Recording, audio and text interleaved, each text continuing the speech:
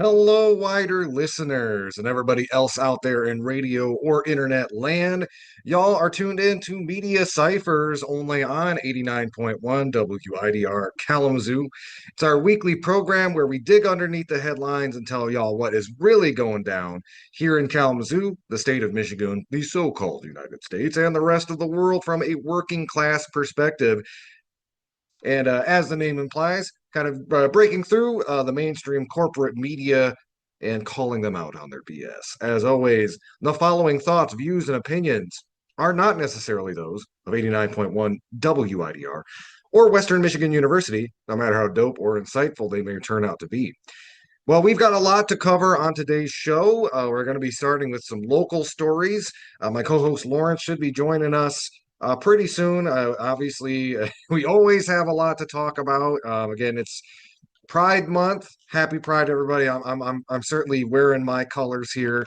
I got my shirt here. If you're just listening on the radio, it's got a bunch of the Lord of the Rings characters. It's like, you have my sword, my bow, my axe, and then Marsha P. Johnson in the corner here saying, and my brick. So, which, of course, if you don't know your history particularly well, as a the Stonewall riots in the late 60s, often pointed out as kind of a seminal moment in the struggle for queer liberation here in the United States. And Marsha P. Johnson was one of the main leaders and crusaders of that particular event and of LGBTQ rights.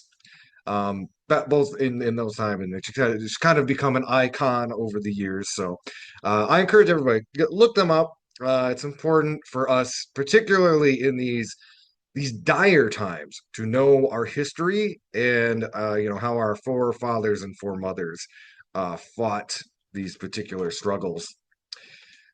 So anyway, we've got some local stories I wanted to touch on, and like I said, we'll be joined a little bit later with by Lawrence.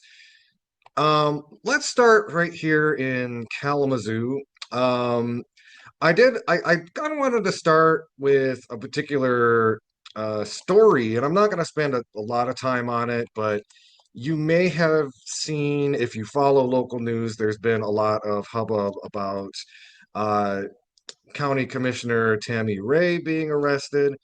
And something that comes to mind when I see stories like this is the way local media frames it and scandalize. It's again, of course, it is newsworthy when an elected official um, is arrested, but uh, the way that we see it getting framed in the local media, it does tend to try to sensationalize what is going on, and it stems from what the newspapers and WWMT are referring to as um, a domestic violence incident with the father of her child, which I don't know what that's about, and frankly, it's none of my business. And to the extent that, well, again, a lot of elected officials, again, they have private lives, are not necessarily, and again, sometimes those private lives intersect with politics. But I do want to say, like, it's interesting to me the way this story is getting pushed out and pushed forward. When we see a lot of like top tier national figures like Donald Trump, again, is a good example, who is basically Teflon when it comes to the criminal allegations that he is so often, um, basically caught red-handed doing. And as far as this story goes, I do want people to take like a caution is because again, so much of how we are informed about politics comes from local news, and it can come from news outlets that have and basically have an agenda to sensationalize and that sort of thing. And the main questions you should ask when you see a story like this is you know is what happened, does it affect the commissioner's job, the ability to do their job? Is it hypocritical in line with their politics? Is it going to affect their politics and the policies that they will enact in the community? Does this have, again, any sort of effect on, their moral standing or their priorities in the community?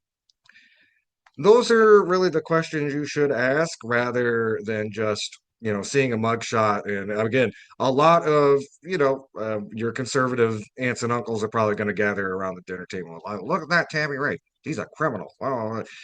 Without, again, di diving any deeper into who they are as a politician, what kind of policies they support, what their track record is. My bias. I've worked with Tami before. I know them to be fairly progressive as far as things go in local politics.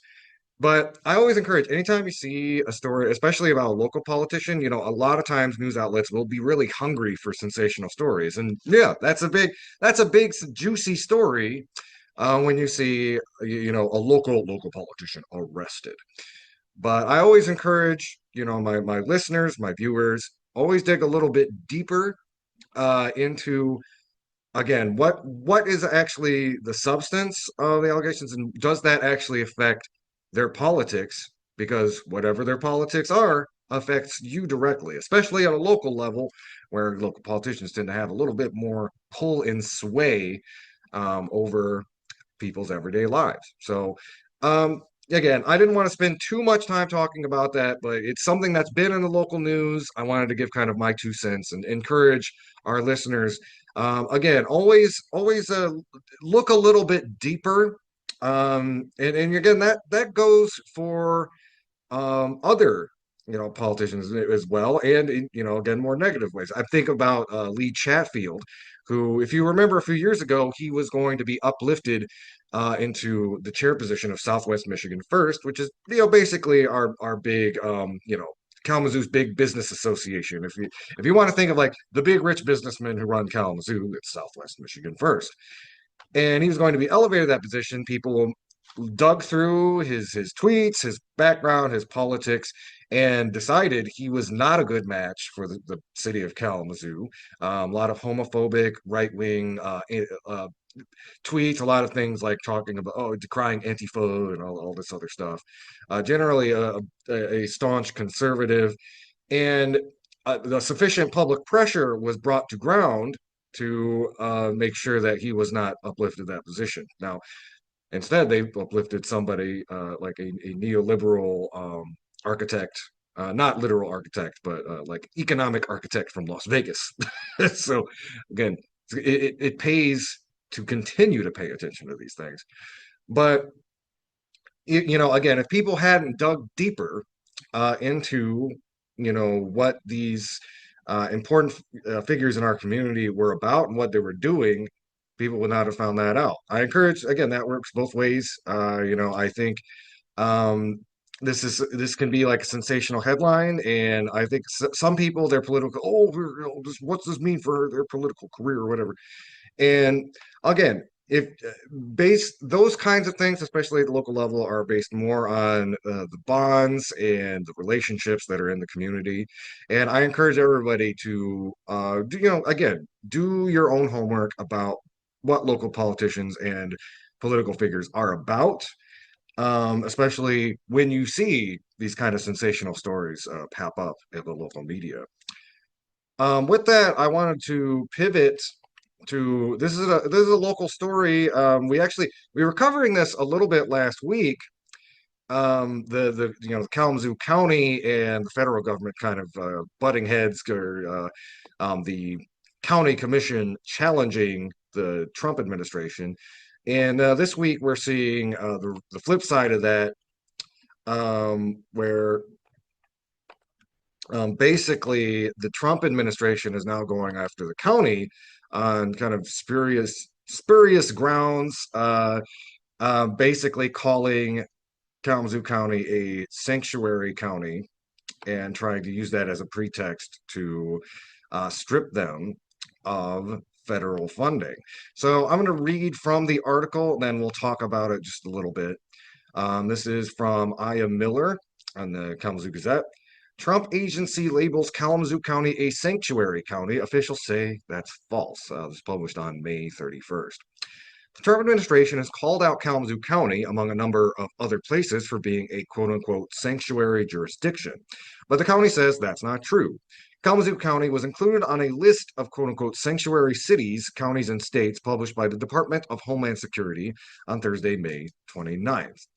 And by the way, just as a refresher, this is the Trump administration's very reactionary anti-immigrant response to the sanctuary movement, which has been something that's been going with a lot of steam since the late 80s, but particularly in the 90s, when we really started seeing a lot of this, border security, anti-immigrant rhetoric and legislation be pushed through the pipeline. Going on, the release said that the list of municipalities are deliberately instructing the enforcement of federal immigration laws, and included municipalities will receive formal notification of their noncompliance and all potential violations of federal criminal statutes. The county has been trying to debunk claims recently that it's a sanctuary county. The recent claim that Kalamazoo County is a sanctuary jurisdiction is inaccurate, said Taylor Koopman, Public Information Officer for Kalamazoo County. We have never declared ourselves as such, and we do not have any policies that interfere with federal immigration efforts. The county hasn't yet been directly contacted by the Trump administration, Koopman said. The Kalamazoo County Sheriff's Office permits officials with government identification to meet with individuals who are believed to be undocumented or otherwise in violation of federal law. The policies are in compliance with federal law, according to policy documents from the Sheriff's Office, obtained through a Freedom of Information Act or FOIA request. DHS officials must provide a formal written request authorized by the Immigration and Nationality Act, the policy says. To transfer someone to Immigration and Customs Enforcement custody, DHS officials need to provide an arrest warrant issued by a judge. So I wanted to take a quick aside here to talk a little bit about something that I remember there was a lot of organizing around this during the first Trump administration, when particularly Movimiento Cosecha Kalamazoo was putting pressure on the Kalamazoo Sheriff's Department to not do ICE holds. And what an ICE hold is basically ICE calls up the Sheriff's Department and is like, we suspect this person is an immigrant, so we need you to hold them until we can get there and talk to them. Now, there's a little bit of legal nuance here, but the difference between what I just described from that article and ICE holds is that ICE can show up and request to talk to somebody with an arrest warrant. However, they, at least the kind of policy at the Sheriff's Department now is Kalamazoo County does not have an obligation, a legal obligation to hold individuals that ICE would like to talk to. I don't know necessarily if it's the Trump administration doing their homework on this and finding this out, and that's why they are honing in on Kalamazoo as a sanctuary district. But if you're going into the legalese of this, yeah, it's not necessarily true that we are even doing what the Trump administration is alleging. Although morally, yeah, I'd say there's not really much wrong with that. I'll kind of go into that more in a second here. The county will be reaching out to the administration through Senators Gary Peters and Alyssa Slotkin. And Slotkin should probably help, considering she's a Republican. Anyway, sorry. Anyway, in the meantime, Koopman said the false label can have real consequences. When the county is incorrectly listed as non-compliant, it puts important federal funding at risk, Koopman said. That directly impacts the families, workers, and neighborhoods who rely on these services, even though the county is fully following the law.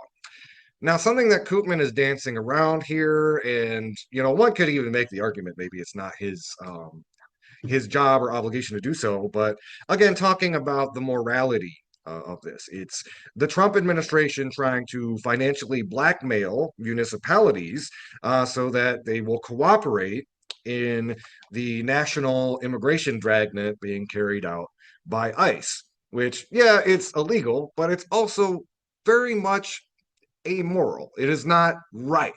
And what we do see a lot of these very calculated and careful responses from the city is not so much a lot of commentary on that, rather than the idea that we are following the letter of the law and we never called ourselves a sanctuary. county.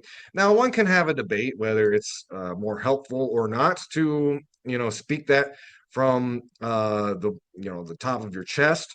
But I will say, standing up to the fascists in charge of the U.S. government right now requires a lot of moral courage, and it does require people to meet the moment in a way that even if you do have to be careful legally, I think it would have been better had more people at the county level spoke about the immorality of this political blackmail that the Trump administration is engaged in. Numerous factors were evaluated to develop the list, including self-identification as a sanctuary jurisdiction, non-compliance with federal law enforcement enforcing immigration laws, restriction on information sharing, and legal protections for illegal immigrants, a DHS spokesperson said. The list of sanctuary communities can be updated or reviewed at any time, officials said. The county's already pursued legal action against the administration after a $19 million grant from the EPA to help repair homes was rescinded earlier this year. We actually talked about that more in depth last week. You can find that on all of our YouTubes and the Media Cyphers podcast, all that stuff. Local nonprofits have lost at this point $37.6 million from funding cuts this year and counting, according to the YWCA Kalamazoo. Kalamazoo is a welcoming and inclusive community, Koopman said, and maintains a belief that all people should be treated with dignity and fairness. These values are fully consistent with following the law, and we remain committed to both, Koopman said. Jen Strebs, the county board chair, said the county is focused on providing safe, equitable services for everyone who calls Kalamazoo County home. Strebs specified that sentiment extends to immigrant residents who are neighbors, coworkers, friends, and family, vital members of the community. There's no contradiction between treating people with dignity and upholding the law, Strebs said. Again, you can read that article for yourself. That is on MLive. Trump agency labels Kalamazoo County a sanctuary county. Officials say that's false. That was published on May 31st. And I kind of gave some commentary along the way, but I think it is a good opportunity to understand that we are in the full throes of, again, this sort of white supremacist backlash to even like work that we have been doing here at the local level. I loop back to the work that Movimiento Cosecha and their allies were doing during the first Trump administration. And what we're seeing now with the second Trump administration is a very savage, it is a regrettably savvy attempt at basically enacting vengeance at both the national and municipal level against people who are fighting for the rights of undocumented folks. Now, when this goes to the courts, or if it goes to the courts, there is a strong chance that Kalamazoo will be quote unquote taken off of that list. This has been kind of the MO of the Trump administration. They'll make this legal challenge to a municipality, they'll fight in court and then lose. But along the way, it ties up a lot of resources, it ties up a lot of energy, and it's kind of like whack-a-mole. They're done with that, and they'll move on to something else, some other charge. Actually, the next story we're going to talk about is at the state level, talking about trying to take away funding because of DEI. So it's something that we need to look out for, and not only again, it is part of divide and conquer. It's trying to divide the working class against itself. It's a Trump administration saying, we're going to deprive your community of resources because of these illegals that you have there. And we all need to understand it's not the fault of our undocumented neighbors that the federal government is going on this vengeance rampage. It is, again, the fault of the administration and the capitalists who back them. So we all need to remember that and tell our neighbors that as well. So anyway, you can find that article online. Trump agency labels Kalamazoo County a sanctuary county. Officials say that's false. In a related story, while we're kind of on this topic of judiciary revenge, Donald Trump, the Trump administration, is basically doing economic blackmail against the state of Michigan, demanding that they comply with immigration and DEI orders or lose road funding. That again, that's a Gretchen Whitmer always said in her first campaign: "Fix the fix the darn roads" or whatever. And yeah, now the Trump administration is trying to sabotage that. So this is an article from Bridge, Michigan. It's published by Lauren Gibbons on May 30th. Trump to Michigan: comply with immigration DEI orders or lose road funding. President Donald Trump's administration is threatening to withhold transportation funding allocated for Michigan and other states if they fail to assist with immigration deportation efforts or comply with orders to disband diversity, equity, and inclusion programs. Experts say widespread infrastructure cuts in Michigan are unlikely, but the threat should be taken seriously, according to Michigan Attorney General Dana Nessel, a Democrat who is part of a multi-state lawsuit seeking to head off any cuts before they happen. And I for one, I'm very glad Dana Nessel's taken some time away from trying to prosecute college students standing against genocide to actually do something useful. So, good for them. Uh, anyway, the Trump administration is illegally tying immigration enforcement demands to vital federal funding grants that have absolutely nothing to do with immigration, Nessel said in a statement, claiming Trump is prioritizing political posturing over the safety and well being of Americans. U.S. Transportation Secretary Sean Duffy last month warned states and other grant recipients that their funding could be revoked if they don't cooperate with federal authorities on immigration enforcement or if they maintain any DEI programs. And this week, the Trump administration took steps to dismantle the federal Disadvantaged Business Enterprise Program, which the Michigan Department of Transportation and other state agencies have used for decades to ensure women and minority owned businesses win a certain percentage of federal contracts. And again, it's like this reverse racist thing where they're saying, it's like, well, we shouldn't give preferential treatment to non white. When again, the whole point of that legislation in the first place is because there was a systemic bias. In favor of white people and, economically well off white people in particular. And that legislation was an attempt to kind of, mitigate that ever so slightly. And it's part of the broader push from, again, especially the white supremacist factions of the Trump administration to turn back the clock to the before the civil rights movement. That is, they've literally stated that's part of their goals. Going on, the directives come as the Trump administration eyes other possible changes to the way the federal government awards transportation funding. And okay, this one I gotta spend a little bit of time talking about because it is nuts, including prioritizing regional marriage and birth rates when considering grant applications. Duffy has described the proposed shift as restoring common sense governance and merit-based policies, and said U.S. citizens deserve an efficient, safe, and pro-growth transportation system. Um, I want to speak to that a little bit. There's so talking about this whole piece about marriage. Um, you might say, what does that have to do with anything? Why is that? What does that have to do with funding? That's ridiculous. Well, I'm going to go on and read a little bit from down further in the article, and then I'm going to give you a little bit of analysis. In a series of memos and executive orders earlier this year, Duffy at the U.S. Department of Transportation vowed to prioritize future funding for areas with higher than average marriage and birth rates and bar grant recipients from imposing vaccine or mask mandates. It remains unclear how these policies would be implemented.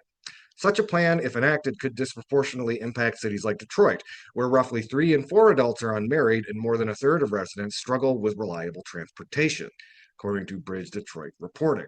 Michigan's marriage rates are slightly behind the national average, and the state currently ranks 32nd in the nation for overall marriage rates. In 2022, roughly 16 out of every 1,000 Michigan women get married, according to the U.S. Census Bureau data. So basically, what this is, it's several things. It's Christian nationalism.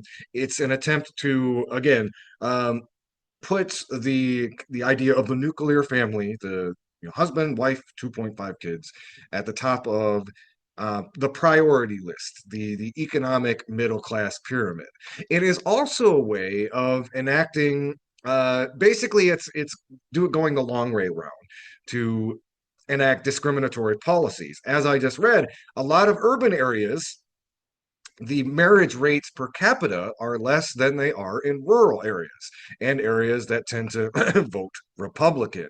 It is basically a way of going the long way around to punish urban and more liberal areas for their political beliefs, their racial constituencies, and going back talking about vaccine and mask mandates, a public health measure which, as we all remember, was viciously politicized over the last few years.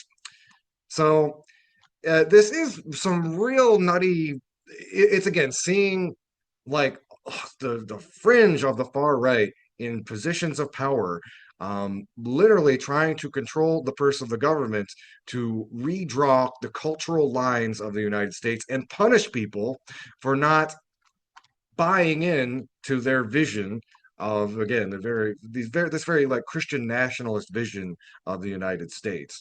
And it's no longer just yelling about it from the pulpit. It's literally you're going to have to deal with a lot more potholes unless people start pairing up.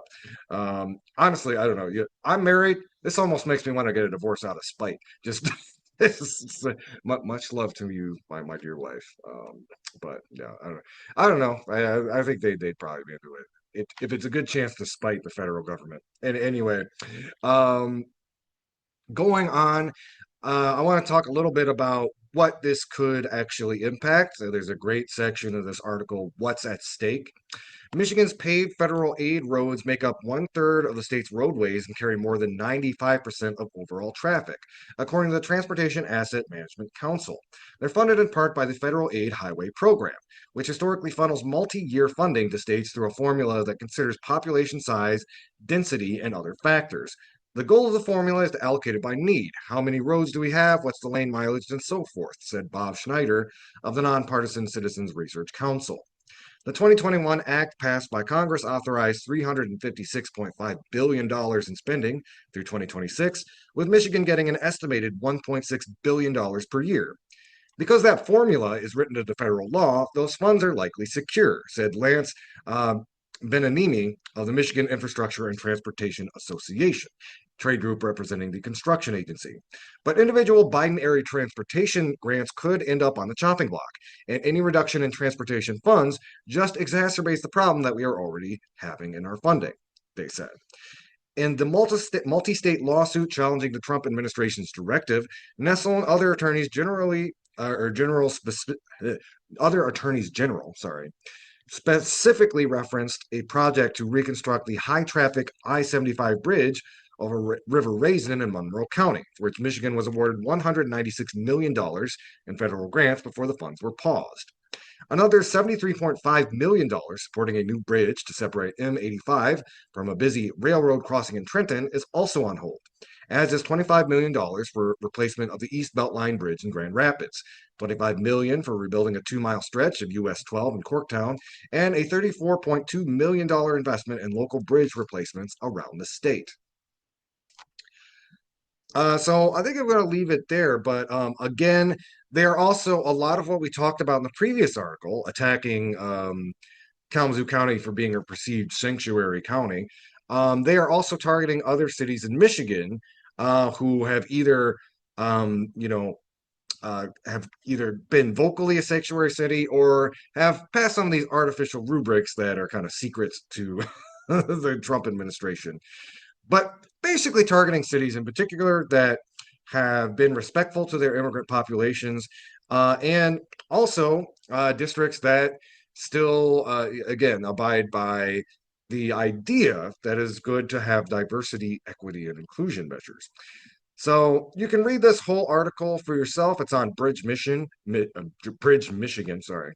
Trump to Michigan comply with immigration DEI orders or lose road funding.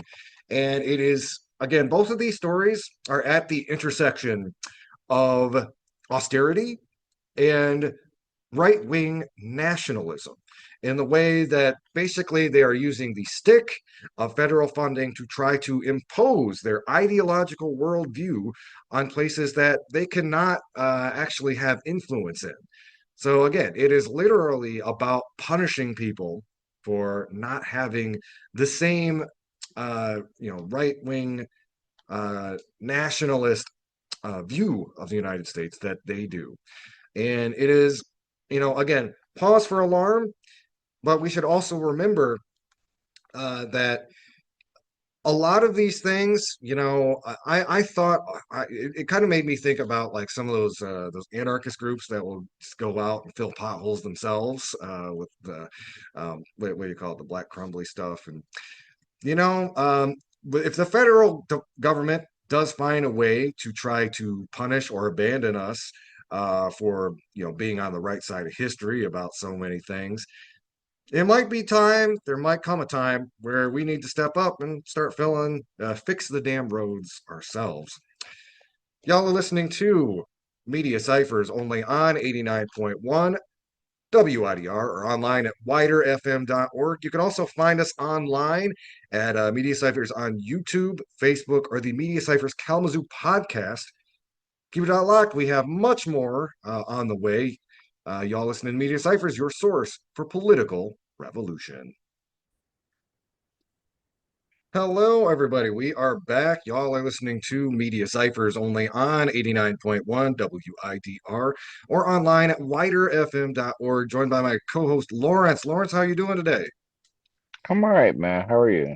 Oh, it's pretty good. It's a nice warm day outside. Again, a lot of challenging news in the headlines, but take it one day at a time, and as we can. But I know a Yeah. lot's been going on since we were back together on the show. I know there's a still some other like local stories, or not local, but statewide stories to talk about. But what did you really want to sink your teeth into first, Lawrence? I mean, we're still going to talk about Michigan and statewide stories. Um, you know, 47 is thinking about pardoning the band of radicals that were trying to kidnap the governor. Right. That's a story that Mhm. we have to talk about. We should start off talking about Yeah, yeah, and that. for those who aren't familiar with the context of it, so this was last week, and essentially Donald Trump uh, basically during an interview, or I think it was a press conference, he said, "quote unquote," "I will take a look at it. It's been brought to my attention. I did watch the trial. It looked to me like somewhat of a railroad job." And of course, that comes on the heels of the U.S. Justice Department's new pardon attorney recently said he would take a hard look at possibly pardoning two key figures of the plot, Barry Croft of 49 of Delaware and Adam Fox, 42 of Wyoming. They're currently in federal prison on convictions of conspiracy to kidnap and conspiracy to use a weapon of mass destruction in the plot. Um, and one funny thing that Whitmer did say in response, and we've had our criticisms of Governor Whitmer in the past, but this was genuinely kind of a funny human moment. But when she was asked about this, she made a reference to the old Key and Peele bit about President Obama's anger translator. Uh, she went on to say, "I often think about that. I did all the interviews. How do you feel like about this?" "Well, I'm disappointed," Whitmer said, "but my anger translator would use more colorful language." And Yeah, maybe you don't suck up to the fascists and go to the White House to yeah, cozy up to them when the person in the White House is going to pardon the criminals who tried to kidnap you. yeah. There's really Like no way. There's no way to stay in Trump's favor unless you offer the guy an airplane. Like that should yeah, be the lesson. Because like you can go like like cozy up or whatever, and then he's going to read some conspiracy thing in the deepest dark reaches of the web and decide that like, oh, it was a big conspiracy and it was an inside job. And I'm also referencing y'all may not see it, but on Truth Social, Trump was yammering about the real Joe Biden died in 2020, and he was replaced with a body double. And like, I am Yeah, not even exaggerating. Like, again, the president is your kooky conspiracy uncle on Thanksgiving. That's who is in yeah, charge of the country. yeah. Um, Like, okay, so yes, I do also want to get to that story because that story is insane. Um, but yeah, so this is for Governor Whitmore and just any and everyone and anyone who's in this field. We do not give fascists an inch. We challenge them. We challenge them at every step of the way. We do not give them an inch. We do not try to barter with them. We do not try to play nice with Joffrey, with President Joffrey, because that's what he is. He's Joffrey. He is Joffrey from Game of Thrones. We do not play nice with the Child King, right? mhm. Because when you do, this kind of nutcase happens. Now, for those who not remember, during the pandemic, um, Michigan had a lockdown. Michigan had a lockdown because we were trying to save lives. You had some right wing militia nutcases go up to the state capitol with guns. Pause. This is where they started. They started thinking going to the state capitol to demand that businesses open back up because they wanted to go get their haircut or go out to a restaurant and have dinner while we were dealing with Give a me my Applebee's. Yeah. while we were dealing with a pandemic was the smart idea. That's where these nutcases started. And then they said, "Hey, you want to know who's been locking us down and stopping businesses from spreading more, creating more super spreader events? The governors is locking us down. So these jackoffs thought, hey, a good idea would be to use bombs and other weapons to kidnap the governor from her house. And these are the people who Trump is thinking about pardoning. I want the reason why one of the main reasons why we have to talk about this story is Republicans. What about this is law and order? If this was Black Lives Matter that was planning on kidnapping the governor of Texas or the governor of Georgia, one of the red states. If this was a Muslim group, a Muslim group or an LGBT group that was planning on kidnapping a right wing governor, and then Biden said, "Hey, we're gonna pardon them." How would y'all feel about this? Y'all would be up in arms. Y'all, if Kamala Harris, if VP Harris would have won as president and then decided to pardon uh uh uh the new Black Panther Party after they decided to kidnap a right wing governor, y'all would be up in arms. This is insanity to talk about law and order, that we need to make sure that we make criminals afraid again. And the biggest criminal in our country is saying, hey yo, the same people I've been telling to stand back and stand by, hey, I said during my rally speeches that if y'all get in trouble, this is what he said before, and now he's following through on it. I never, ever again want to hear a Republican talk about law and order for the rest of my life.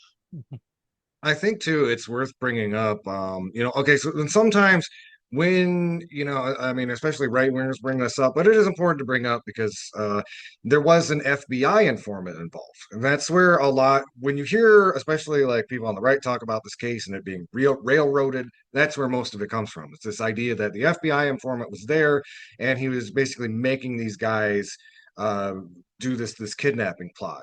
And look, we need to go back to the case because we can make a good comparison. We don't even need to do hypotheticals. This is a long state FBI tactic of trying to kind of instigate, both like organizers from the left and the right into committing like violent action, and then get slapping the handcuffs on. They This happened a lot during like the Bush years and the War on Terror. There's a famous case. I can't remember the young man's name, but it was basically this teenage Muslim kid, and the FBI agent was basically just like goading him and goading him and goading him, really like pushing this kid who didn't really want to do it into like radicalization and like getting prepared to do this violent act.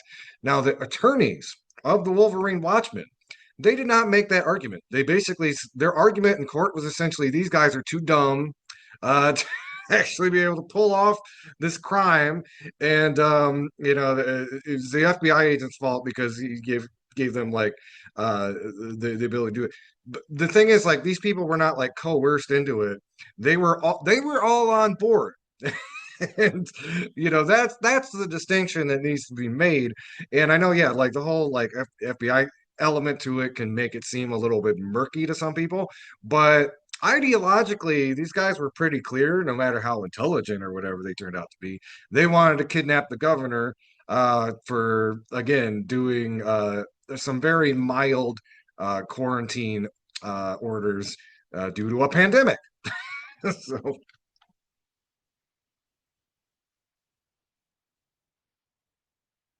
Lawrence, you still with us? Yeah, yeah. I'm sorry. I apologize. Yeah, man. In every stretch of the imagination, these men chose this. They chose to do the dumb thing, and we always talk about it on the show. You play stupid games, you win stupid prizes. Mm-hmm. Like, I don't feel bad for them for getting what they deserve, because I I'm thinking about, when I think about Quintel Pro, when I think about the FBI and what they did to movement, right? The black movement in Philadelphia, where they bombed a residential building, an apartment building, uh, of uh, of of black leftists, and they displaced over 300 Philly residents. They killed women and children. The police did, right? So when I think about that history of our country and what they have done to black left radical groups that are nowhere near as violent, or hasn't even come close to being violent. And I think about how our government has treated them, right? The Innocence Project, for the longest time, has for the longest of time, have been trying to get former Black Panther Party members and leaders out of prison for crimes that they didn't commit, and they have gotten them pardoned, not pardoned, exonerated, because the police lied on them. The police didn't Mm-hmm. lie on these guys. They wanted to do this. They wanted all that smoke. And Yeah. now they Mm-hmm. are getting it. They're getting hookahs, blunts, and cigarettes. They got all of it. Mm-hmm. Now, now, now, and the fact that we have the biggest gangster in the world saying, "Hey, my goons, I'm getting my goons out of jail. This is the right wing. This is what y'all voted for. This is what we're now getting, and you cannot talk about law and order ever again in your life." And we also have to understand, like, this is at the end of the day, this is probably transactional. We don't know what conversations happen in back rooms, but he probably wants something from Gretchen Whitmer in order to like keep these guys behind bars. Again, he acts like a two-bit mafia guy. It's like, Hey, yeah. Gretch, you know those guys that was trying to kidnap you? Hey, if they just so happen to get out of jail or get out of prison, I don't know what's gonna happen when they get back to Yeah, Michigan. right. But if you can convince your colleagues in your blue state to start voting for more Republicans, you can convince Right. them to start voting for more Republicans, Or let me then let me go maybe. on my anti-DEI rampage and all that other Right, stuff. Yeah. right. Hey, Hey, let ICE and my goon squad raid University of Michigan's campus without impunity. Hey, hey, I might let them stay in prison or stay in jail. Like, yeah, I can I see him doing that? I can absolutely see him doing that. Absolutely. So again, there we have an article. We'll link to an article in the show notes about it, but there's something from M Live here. Um, it's Whitmer opposes potential Trump pardons for men who plotted to kidnap her. You'd think so. I You don't know. you don't say. You If don't she say. supported it, that'd be a little Hey, peculiar. Whitmer. No, I need that article to also say, hey, Whitmer, don't go to the White House to talk to them about how his economic tariffs and sanctions is going to hurt Michigan. You could have had that conversation with a phone call. Don't show Yeah, up for the photo. Don't show up for the photo op next time, and then be roped into giving the guy who is pardoning the people who are trying to kidnap you credit. How about you just let that sleeping dog lie where it is, and if you do need to talk to him, you have a conversation over the phone. How about you email him? Email him the scathing letter that you gave him, and then also give it to the media saying, "Hey, look, this is how I'm fighting back." These are yeah. easy ways you can fight back. It reminds me of the kind of what a lot of the Ivy League, the trap a lot of the colleges and Ivy League institutions fell, including like University of Michigan, where they were already starting to dismantle their DEI programs like in November.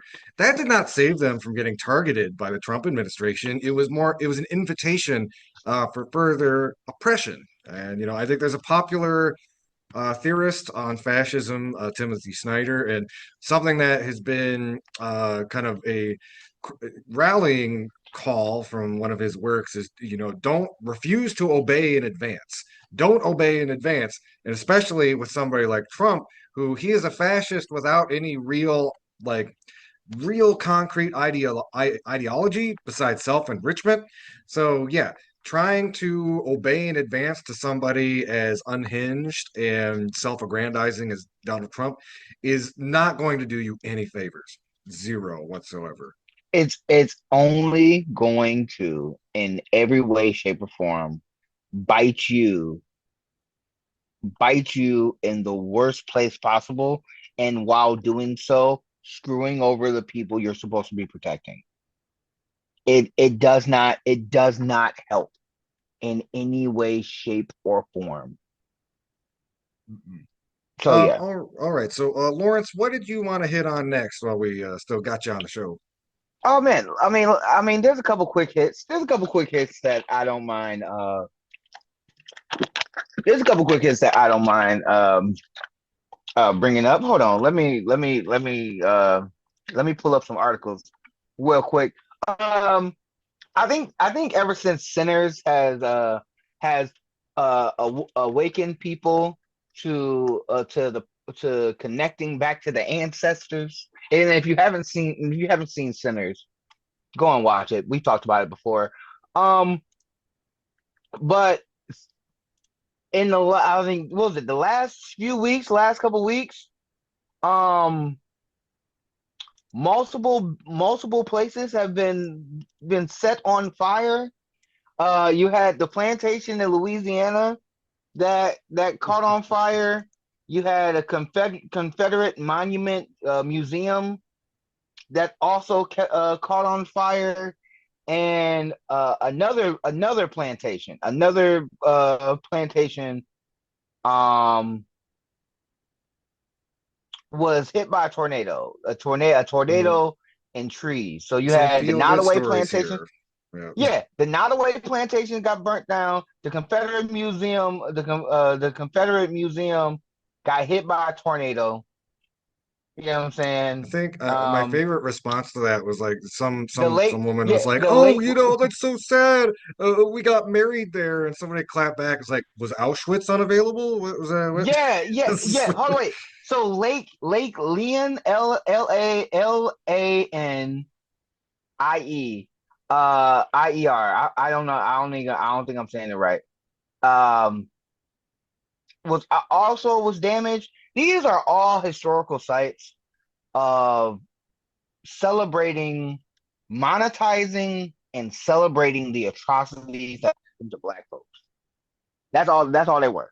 Now, if you want to talk about we shouldn't take away history, and you want to put them in like a federal museum or something like a state a museum that that can that can talk about the actual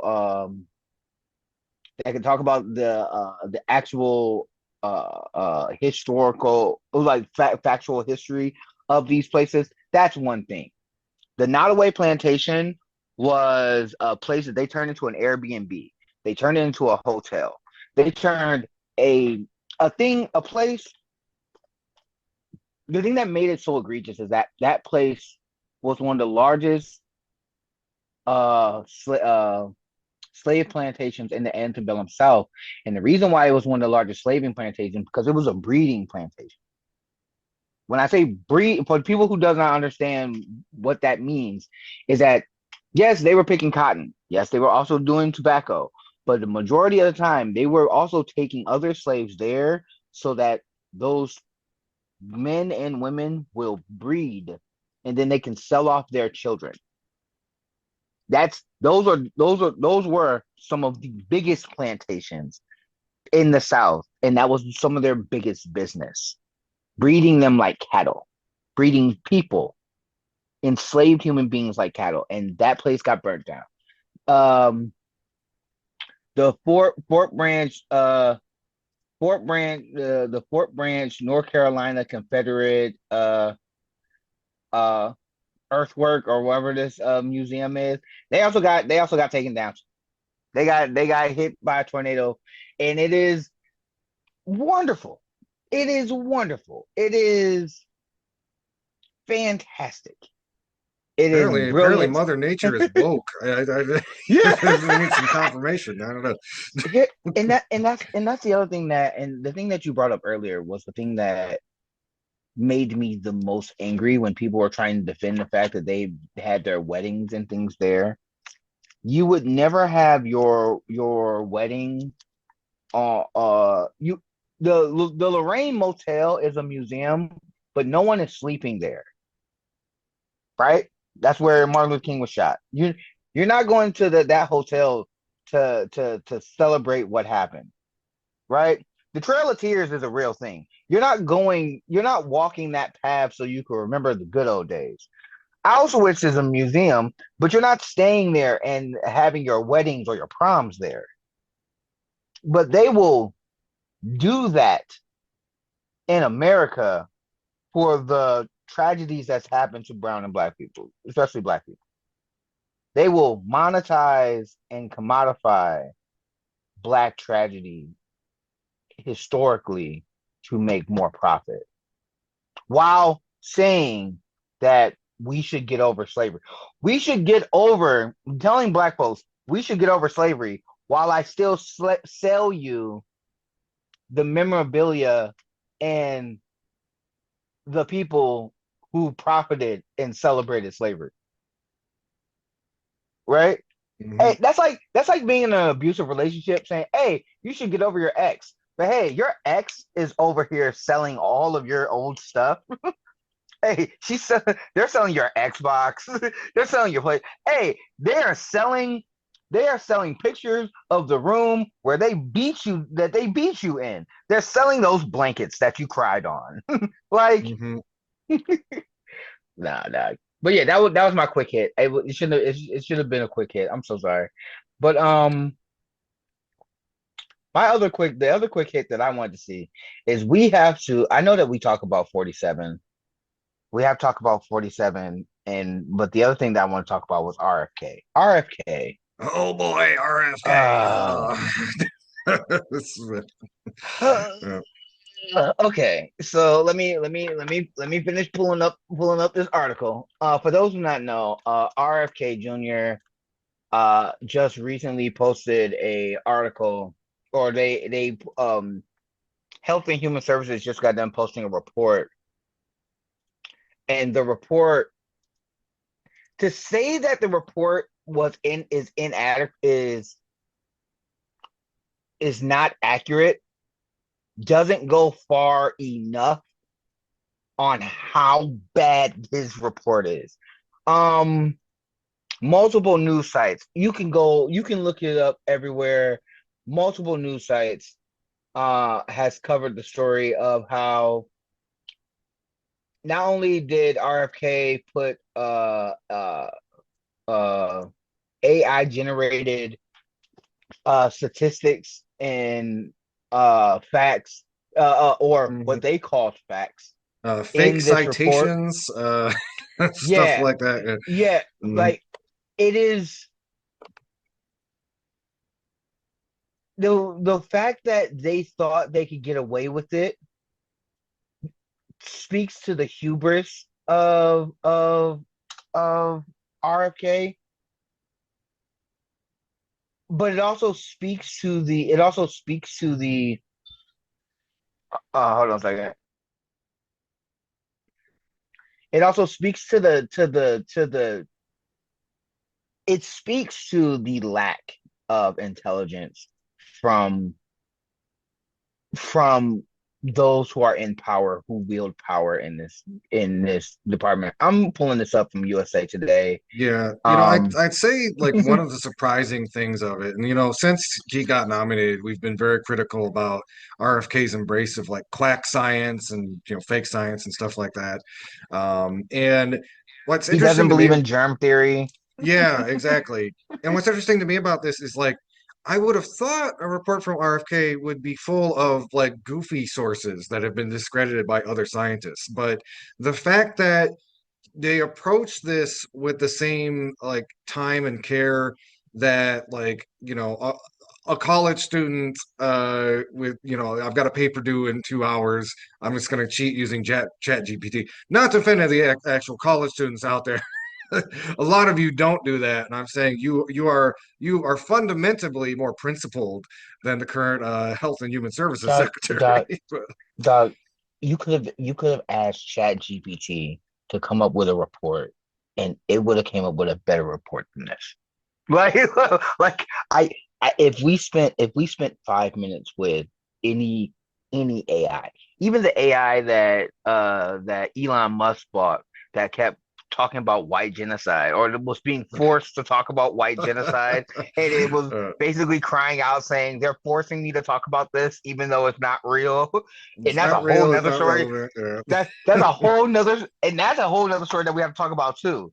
Uh but yeah, citation errors and phantom research was used in a scientific evidence to boost health secretary um, Robert F. Kennedy's landmark "Make America Healthy Again" report, while apparently due to formatting issues. This is what the press secretary was saying. But yeah, USA Today basically said although it's difficult to determine whether the scientific articles are generated or touched up by AI, there are telling signs, said, I don't know how to say this person's name, professor and chief AI officer of Northwest University Clinical and Transitional Science Institute. They had a professor of AI basically saying AI touched up this article and it was still wrong. like it's so okay. Here's the thing. Saying that like so I know that we're laughing about it, but one of the things that was in the article was basically talking about how COVID certain ages, certain people, like certain women uh and children in this country uh shouldn't get like uh updated flu vaccines, updated COVID shots, and things of that nature. He's making it so that low low income and disenfranchised people in this country will be harder for them to get medicine that they will need. Now, look, if you don't want to take vaccines, if you have your reasons for not taking vaccines, hey, that's your business. That's cool. But for those who are immunocompromised, or for those who are women who are pregnant, or young children, for those who are much more vulnerable to these type of diseases and the harms that these type of diseases are doing.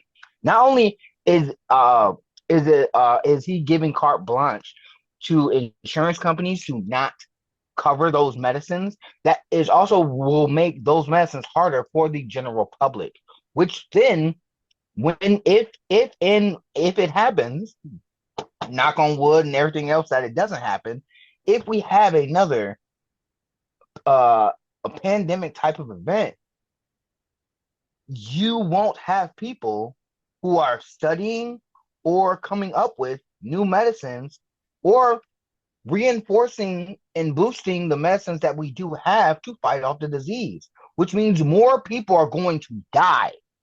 In a Just like, related story, they've pulled funding from efforts to develop a bird flu vaccine. It's just uh, great timing for that. I mean, it's slowed down a little bit since earlier this year, but it's still like, again, it has been allowed to circulate among livestock to an alarming degree. And again, it only takes you know one freak transmission for it to mutate into something communicable from you person to person. So, so, yeah, yeah. yeah, that's fantastic. That's wonderful. That if you can't hear it in my voice, that's brilliant. That's wonderful. Yeah, no, no, this is tragic. This is horrible. This is a cluster AF if I've never seen one, and it definitely is. Yeah, absolutely. And just one last health related note, and this might be part of just like the bigoted trolling that the administration does that lines up with austerity, but they've also pulled funding from efforts to develop an HIV vaccine, which a lot of scientists have said we've really been in the home stretch of developing some like a real like cure for the HIV virus, and Trump administration pulled the plug on funding. So yeah, that's great. It's a happy Pride Month, Yeah, everybody. yeah, But yeah. yeah. Fantastic. That's great. That's wonderful. Can you hear it in my voice on how happy I am? This, that is Well, brilliant. I'm personally hoping some not asshole country will pick up where the researchers Yeah, left off, and hopefully that yeah, won't delay it too much longer. But we'll see. Ugh, yeah. Um, I have no faith. I yeah. have, I have, I have no faith, and I want to have more faith. I want, I, I don't want our country to be in a position where I don't want our country to be in a position where we cannot deal with mm, no, no, no. Like this is just bad. It's just all bad. We have we have we have Cthulhu as our health and human secretary. We have madness. It's just Uh, chaos. That's all it is. yeah. Mhm. It's just chaos. Yeah, dog. Yeah. All right. I was Oh thinking wait, if wait. yeah. Go Oh, ahead. go Go ahead. ahead. Take a Go break. ahead, Lauren. No, you go ahead, Lawrence. I no. Before I dip out, I know we have to take a real quick break, but um, there are a few other stories that I think are they're good, but they're not good. Donald Trump, I think one of the things, this is just a quick hit. People calling Donald Trump a taco is hilarious. Please, please keep mocking uh, him. yeah. I think what Tim Walz said was the best thing. Like, if there's little kids who are bullies, we sit them down and we communicate to them that being a bully is bad. and why they shouldn't do it. Trump, on the other hand, he's 80 years old. You cook him. You cook him until you need to cook and hibachi that man's feelings from now until the end of his days because he does not deserve that grace. He's 80 years old. No. He should know better. Yep. And people like Tim Walz and others who are making fun of Trump, who are fighting back, who are saying, showing the right way to fight back, I want to give them nothing but praise. Some Jasmine Crockett, AOC, Tim Walz, Bernie, they've all been doing their thing. Another quick hit before we take our break. I don't care about Piers Morgan, but Piers Morgan talking to Mehdi Hassan on his show, Oh basically yeah, yeah. conceding that what's going on in Palestine is a genocide. I'm like, all right, cool. We're finally getting crazy right wingers who did not believe it's a genocide to finally admit it's genocide. Okay, cool. Now Actually can we puts them actually on the get left some? of a lot of people in the Democratic Party, which is kind of fun. Yeah, yeah, Not funny, yeah. but That's another conversation, right? But yeah, um, but yeah, but I know we gotta go to a quick break. So yeah, all right. Okay. Well, did you have to dip out, Lawrence? Is that yeah, I gotta dip out in a few. okay? All right, Lawrence. Well, thank you so much for joining us. When we come back, we're going to talk more about again the situation, updates on the situation in Palestine. We've also got some other statewide stories we're going to be talking about. Keep your dial locked. This is Media Cyphers only on 89.1 WIDR. You can also find us online, the Media Cyphers Kalamazoo podcast, are also on Facebook and YouTube. Keep your dial locked. This is Media Cyphers, your source for political revolution. Hello again, everybody out there in Radio Land. We are back. This is Media Cyphers, only on 89.1 WIDR or online at widerfm.org. So wanted to spend the next few stories here talking about some updates on what's going on in Palestine and again resistance to the genocide. We'll be spending the last little bit of our program talking some stories related to Pride. I want to start with some good news because again, it's kind of a heavy subject, but this is something that I saw just earlier today, and I think it's some really big news.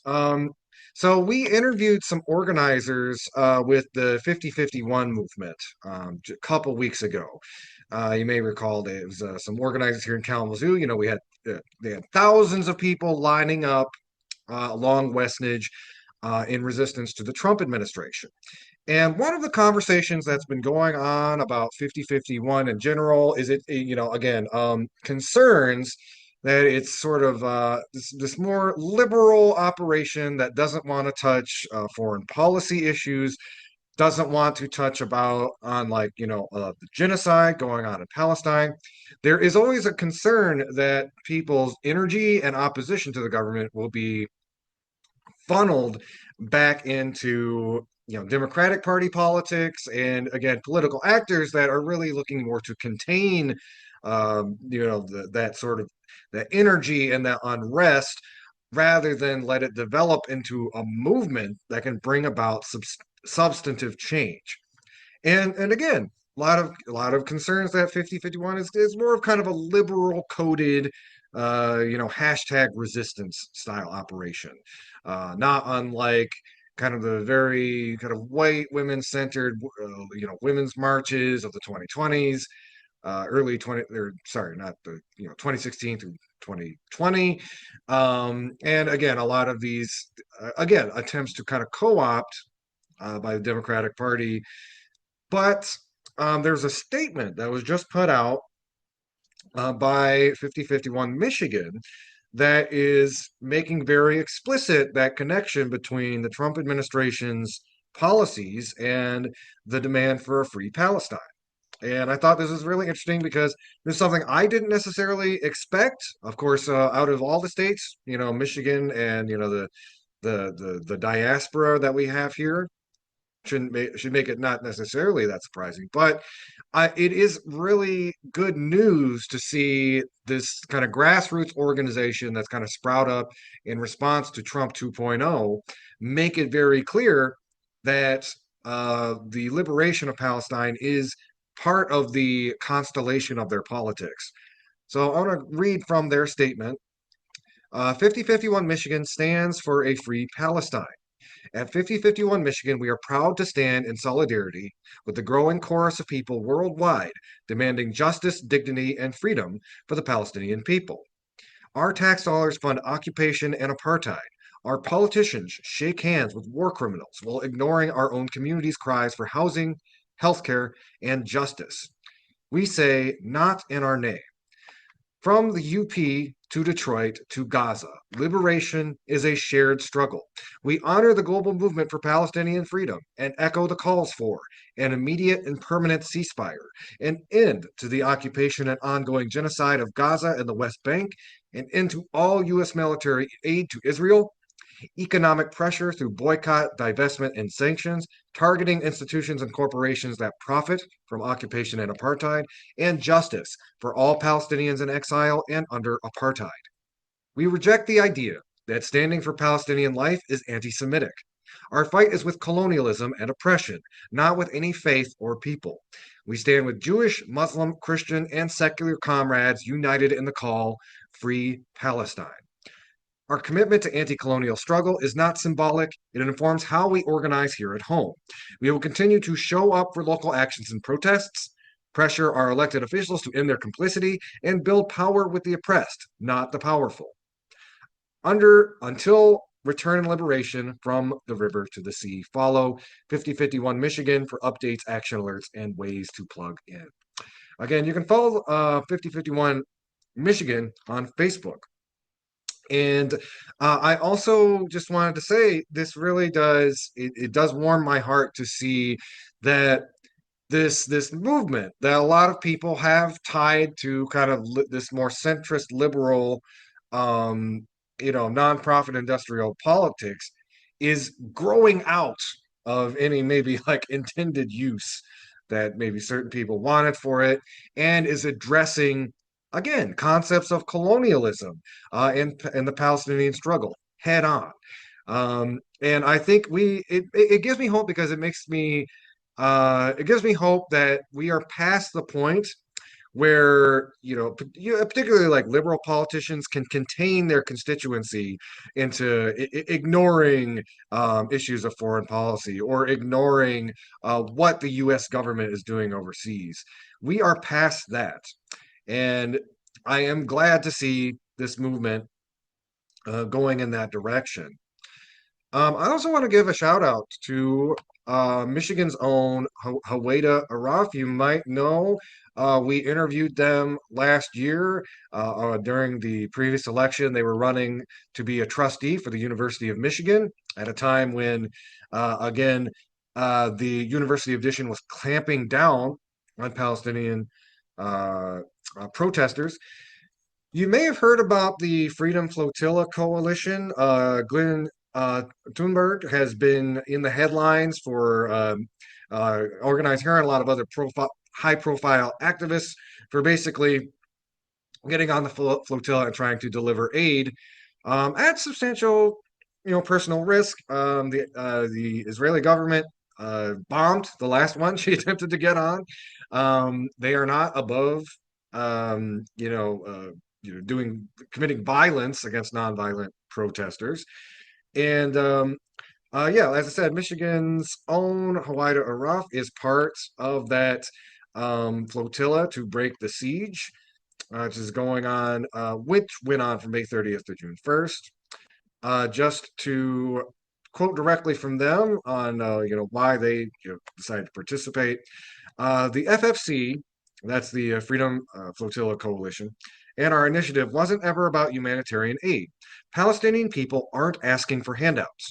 We aren't interested in perpetuating this reality that Israel has created where Palestinians have to survive on aid. We are fighting for the liberation of the Palestinian people.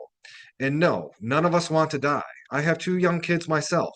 Every day, everybody that participates has a family, has responsibilities, has a love of life. But also, what's more scary to us than the prospect of being attacked, seriously injured, or killed by Israel is the thought of allowing Israel to succeed in this.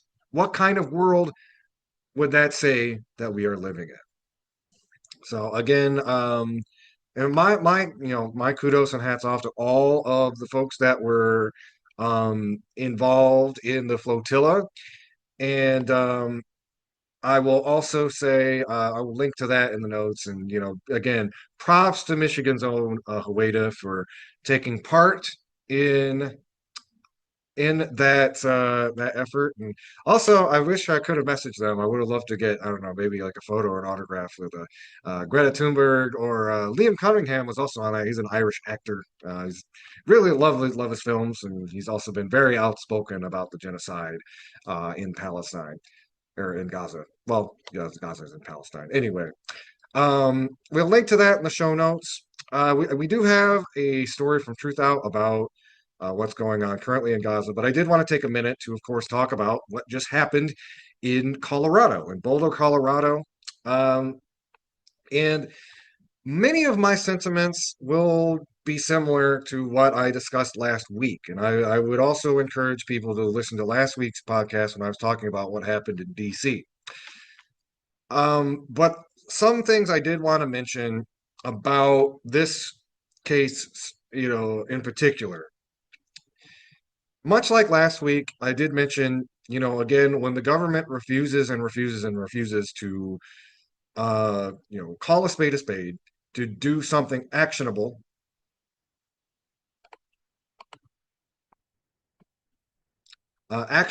about genocide, people are going to boil over. It's because of the lack of an organized anti-imperialist resistance that can, exercise our labor power to put a stop to this genocide. People are going to react individually in violent ways. Now, what happened in Boulder, Colorado, it is a tragedy. And, again, of course, I'm sure most of my listeners are not going to agree with the a lot of the ideology that those marchers shared. But what we saw was markedly different than what we saw in DC, or even these other kind of retaliatory acts we've seen from people like Luigi Mangione and Rodney Harrington. And that it was angry, it was rash, it was indiscriminate. It was essentially a lot of the people in that march are what I would what I would qualify as kind of the misinformed boomer types.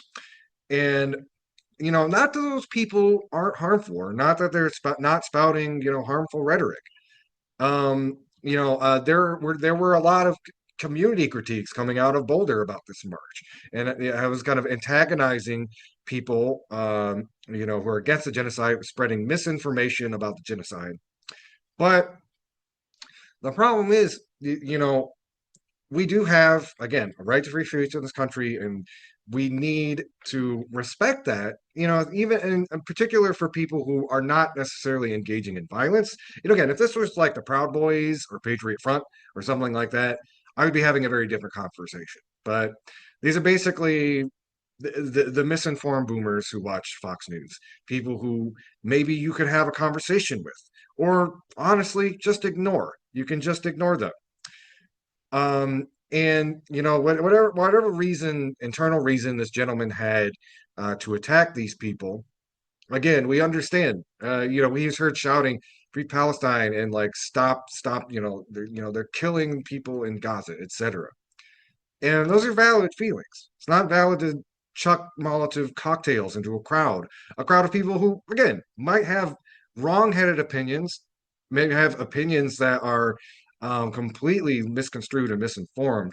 But we go down a very, again, dark path when we're, again, the normalization of not even just like they're very like specific targets, which again, there's a moral arguments can be had about that, but kind of indiscriminately lobbing things into a crowd. Luigi Mangione, or allegedly, whoever the shooter of the CEO was, pointedly, targeted one specific individual, and actually initially thought about using a bomb or an incendiary device, but did not want collateral damage. This is actually a lesson that's been learned by a lot of revolutionary groups over the years. The IRA, if you may know, did engage in a lot of like bombings and car bombings, and a lot of their members in the post ceasefire years regretted the use of those tactics because it alienated people who could have maybe been won over to their side, or other workers who could have gotten caught in the crossfire. And that's not to say that people in this march may have necessarily been gettable, but it is to say that incidents like this that are sufficiently more indiscriminate have a very different um you know uh, again very different than some of these more targeted attacks that we talked about. And again, we are seeing the media taking full advantage just to double down on this narrative that anti-Zionism is anti-Semitism. They've been running again full force, full tilt, talking about it as a hate crime, even when this guy, as unhinged as he was, did not say anything anti-Semitic. He was being anti-Zionist, which is 100% true. That's a politically motivated crime. It's not necessarily a hate crime. And the media is now able to run with this, and especially, I heard of one of the people who was injured was a Holocaust survivor, which, I look, I'll be straight up. I think they were in the wrong march. But again, it does not look good when people like that get caught up in political violence. And it does reinforce this media narrative tying anti-Semitism to anti-Zionism. And what we are now seeing, this is a very dangerous moment, but not in the typical way that I think a lot of people framing it is. Yes, it will give the Trump administration more fuel to continue cracking down on speech that is oppositional to the genocide in Gaza. That is 100% true, but it's also dangerous because what we are seeing now in the recent weeks is the mainstream media finally coming around and calling it what it is, talking about the starvation. I last week I talked about a stringently usually pro-Zionist outlet like the Atlantic talking about the starvation, the artificial starvation going on in Gaza. And we now have people from the ADL who's blaming left tubers like Hassan Piker. We have people like the Israeli ambassador blaming the media. It's like, it is your fault for talking about this, because you're talking about this genocide. It is going to increase these anti-Semitic attacks.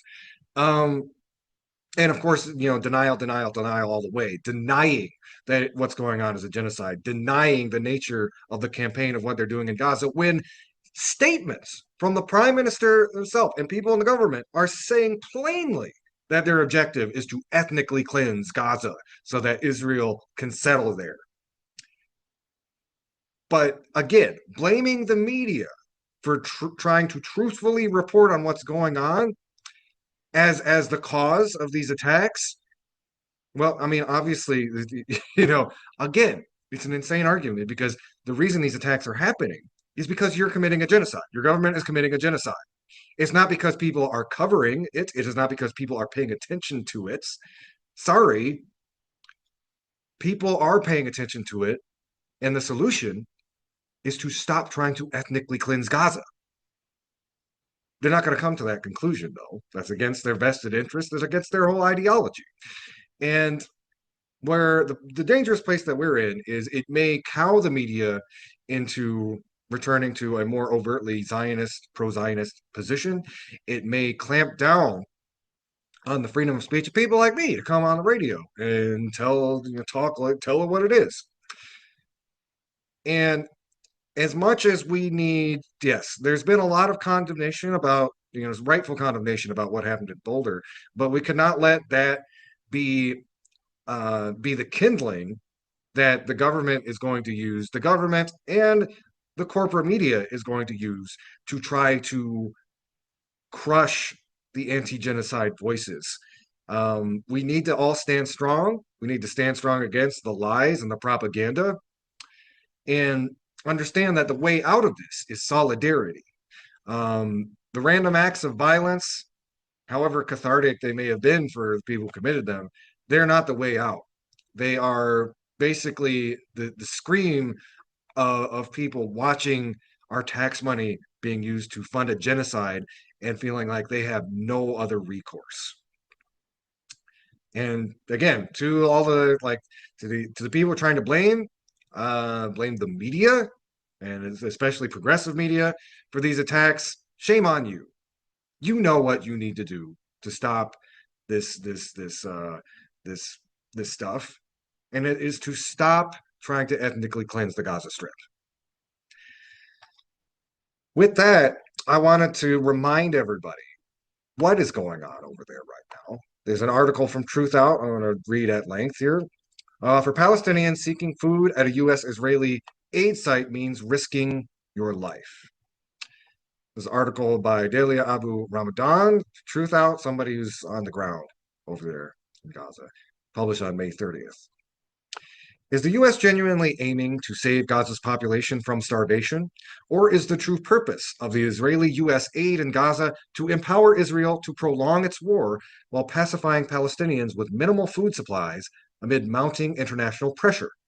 After Rafah was completely destroyed, homes flattened, and entire families erased from the civil registry, Israel took full control of the city. On May 27th, it distributed what it called aid with U.S. assistance. During the so called aid distribution, Palestinians who had walked long distances searching for basic food supplies were killed by the Israeli military. Has bread now become something we must pay for with blood? For Gaza's people, reaching the Israeli U.S. aid point in Rafah was no easy task. The journey was long, dangerous, and shadowed by constant airstrike threats. There is no safety in Gaza. But hunger, a weapon Israel has deliberately used against civilians, has forced many families to take the risk, especially after several children in the strip have starved to death. Despite the danger, families walked for hours, desperate to feed their children. How can a mother ignore her starving child's cries in the middle of the night? Thousands gathered at the aid point. A friend of my father told him, I walked 10 kilometers on foot, exhausted and starving, but I did it for my little children. The suffering was not just hunger or distance, it was the complete collapse of life in Gaza. No transportation, no services, no infrastructure. All this hardship for a small bag of basic food. But what happened next was even more devastating. On May 27th, after these families finally arrived, the Israeli army opened fire on civilians scrambling for food. 3 were killed, 46 were wounded.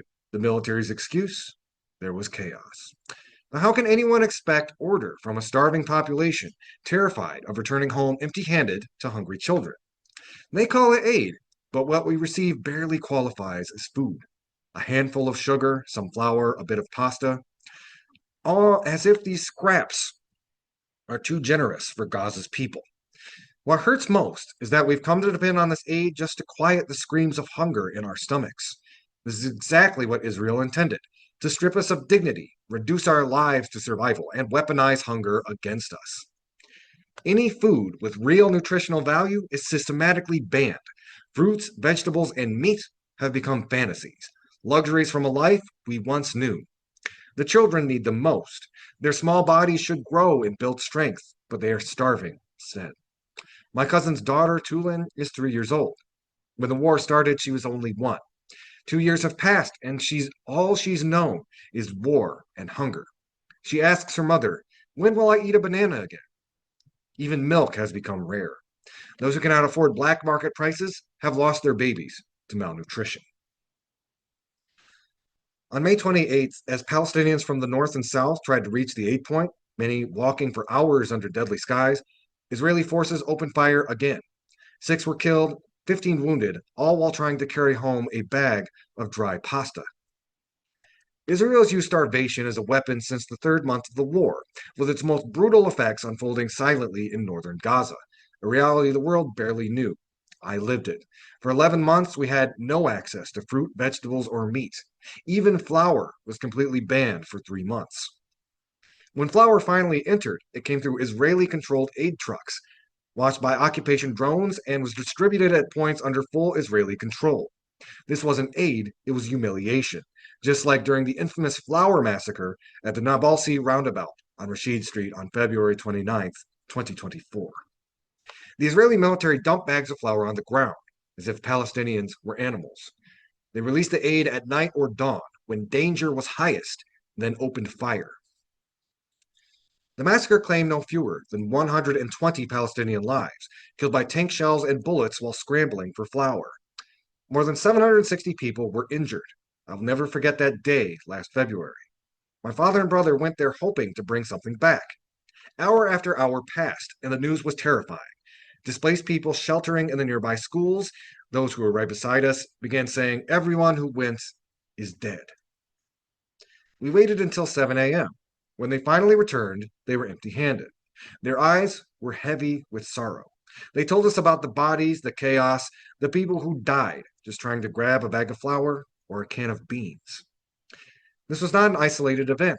It was part of a calculated policy, a system designed to starve, humiliate, and kill, all while the world watched. Last week, my family and I fell ill after drinking unclean, untreated water.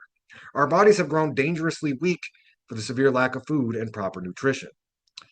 It breaks my heart to see what we lived through in Gaza. We were once known for generosity and abundance, but who would have imagined we'd be reduced to desperately searching for a bite of food to silence our hunger? How can anyone afford to eat when nearly everyone is jobless, penniless, and trapped in a war zone while stripped of every basic right?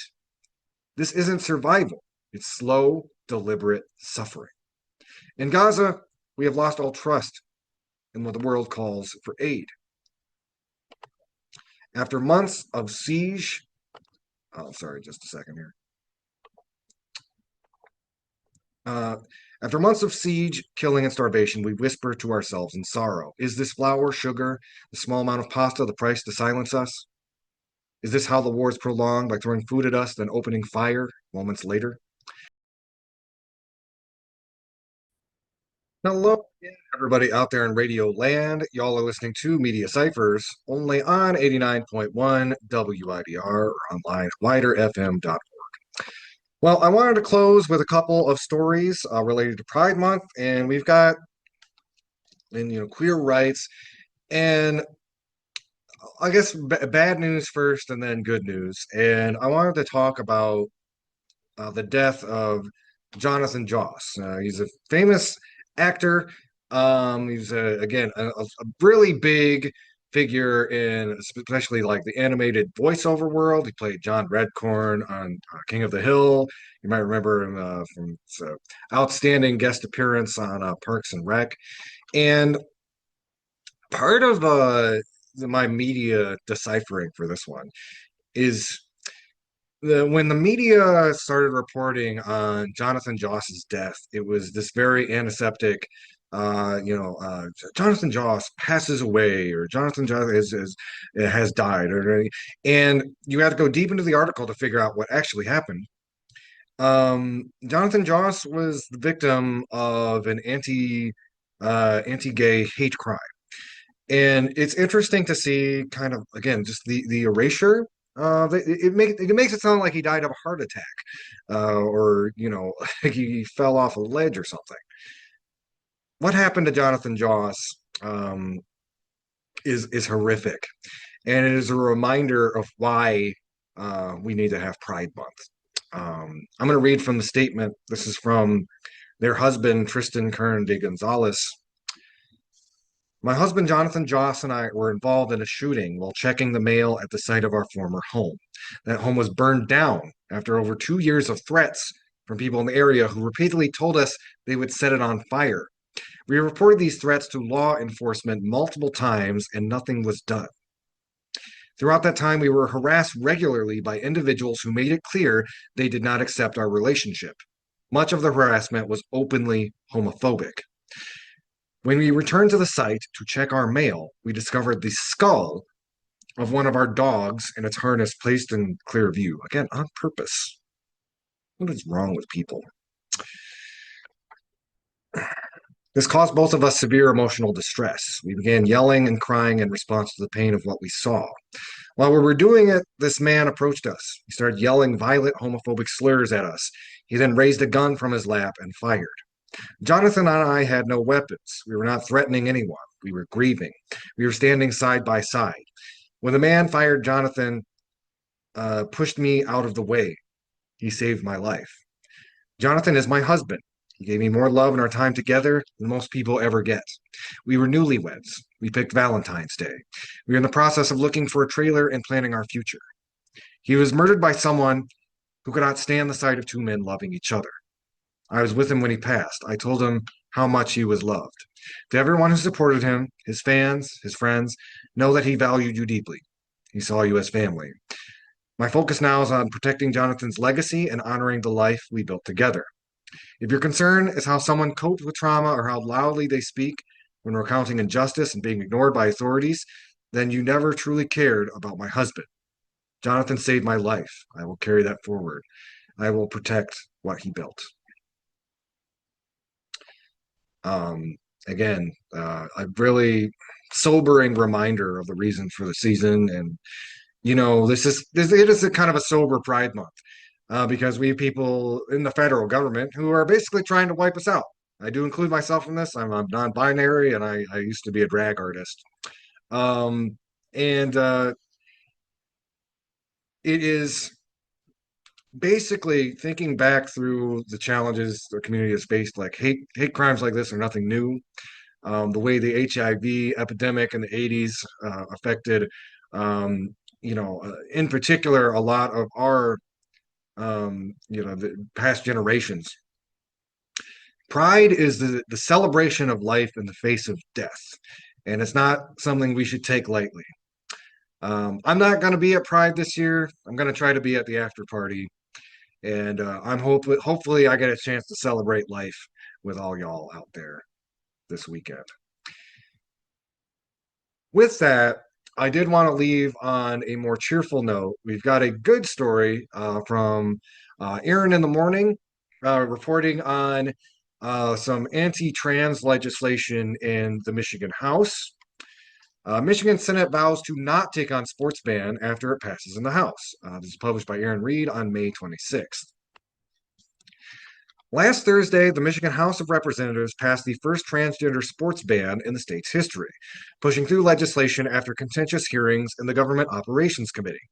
The bills advanced to the House floor and passed largely along party lines, with just one Democrat breaking ranks to support the measures, which, again, considering the increase of anti-trans Democrats, that is actually there's some good better news. It's like, hey, good, we didn't get thrown under the bus this time. Anyway, Democratic senators tell Aaron in the morning they have no plans to take up the bill in the Senate, a move that would effectively kill the legislation. And with it, Michigan's attempt to codify a ban on transgender participation in sports. Michigan Senate Majority Leader Winnie Brink's office said in statement to Aaron in the morning, "Our legislative agenda is long and attacking kids is not on it."